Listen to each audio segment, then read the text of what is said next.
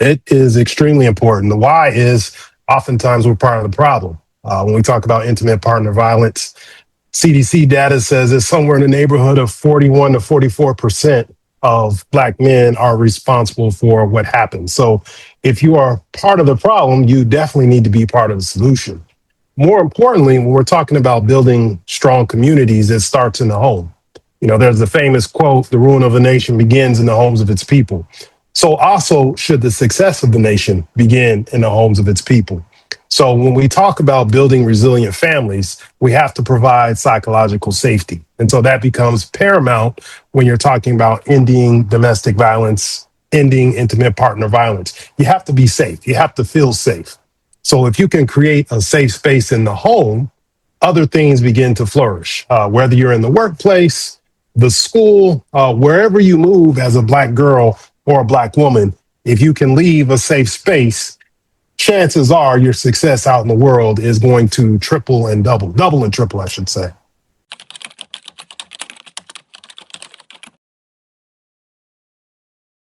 It hasn't. I was raised by a Black woman.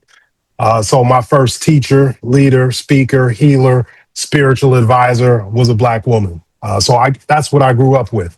So I've always believed in affirming, supporting, caring for, nurturing, whatever I could do to ensure the safety and support of Black women.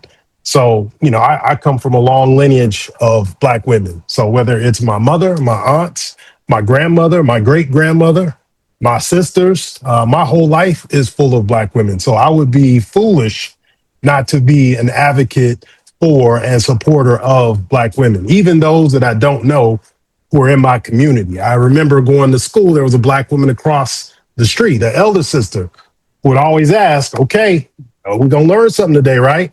And so when I went to school, I thought about her and I was like, you know what? She doesn't know me, but I'm sure I remind her of a son, of a nephew, whatever the case may be. But I carried her with me. So absolutely, my position will forevermore be to support and affirm the safety and protection of Black women and girls.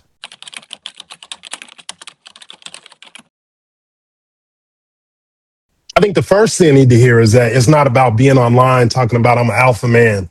What I've learned is if you got to tell people that's what you are, chances are that's not who you are. What we need to learn is what are Black women saying? What's important to them? What's going on in their life? I know many Black women who know about prostate cancer, but I can't say as many Black women or Black men know about the health risks that Black women face.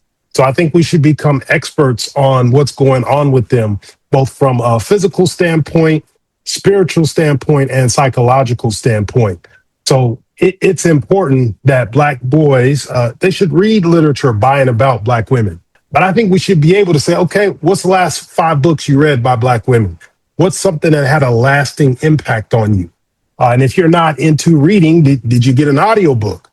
Right? I mean, we should become experts on what's going on with them. So many of us have opinions about Black women, but not as many of us are as well read and well researched on what they think. So I think that's something that both boys and men, and however else you want to identify, should be learning about Black women.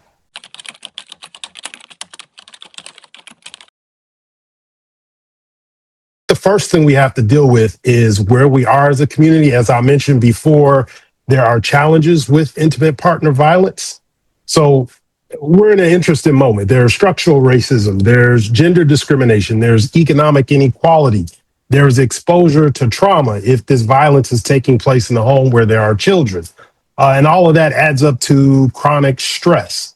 So part of what we should be doing is building strong social networks, helping to sustain and build culturally affirming care, and then offer each other community support. And I think it's important that we begin to, I shouldn't say begin to, but continue to develop spiritual mechanisms for supporting and sustaining each other.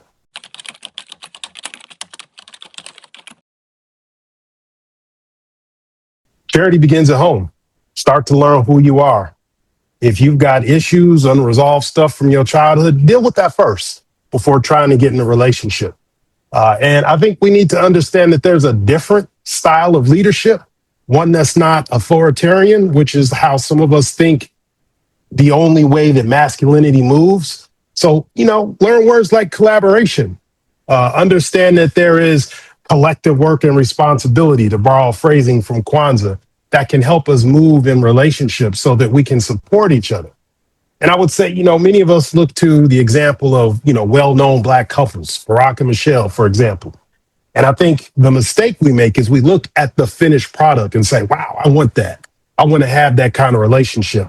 Yet we're not willing to do the necessary work that got them where they are. So that means being open minded, listening, and not just for your turn to speak, but active listening, really having a moment to engage in reflection and understand that, sometimes the feedback, it might sting, but it might help you become a better man and a better listener. So I think those are the things I would want to leave with other men, boys, older men, whoever it may be.